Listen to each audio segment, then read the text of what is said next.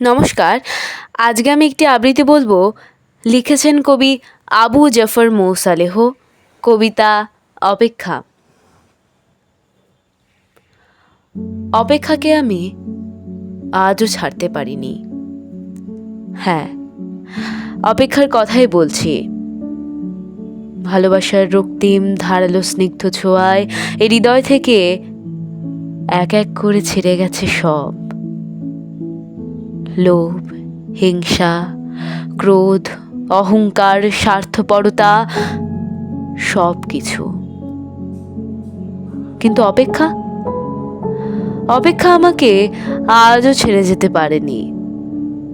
আমি ভালোবাসার জন্য সব কিছু ছেড়েছি, শুধু অপেক্ষা ছাড়া। অপেক্ষাকে আমি আজও হৃদয়ের গহীনতম অংশে অবরুদ্ধ করে বেঁচে আছি। অনেকেই বলে অপেক্ষা হচ্ছে শুদ্ধতম ভালোবাসার প্রকাশ। ভালোবাসতে সবাই পারে, কিন্তু সবাই প্রিয়তমার জন্য অপেক্ষা করতে পারে না। আসলেই কি তাই?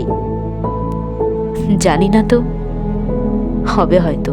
তবে অপেক্ষার কাছে আমি অনেক ঋণী। প্রিয়তমার জন্য অপেক্ষা আমাকে পাখির মতো সহজ হতে শিখিয়েছে, শিশুর মতো অনাবিল হতে শিখিয়েছে, আকাশের মতো বিশাল হতে শিখিয়েছে, ফুলের মতো স্নিগ্ধ সুন্দর হতে শিখিয়েছে।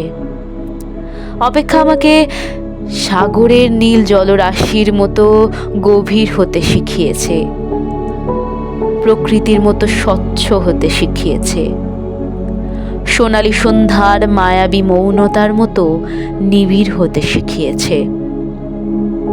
শেষ পর্যন্ত অপেক্ষা আমাকে কবিতার মায়াবী অনিন্দ ভুবনের কাছে নিয়ে গেছে।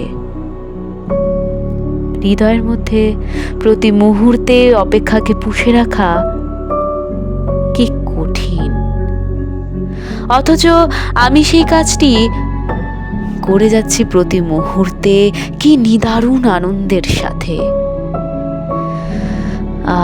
অপেক্ষা, তুমি কত বেদনাদ্র সুন্দর। নমস্কার।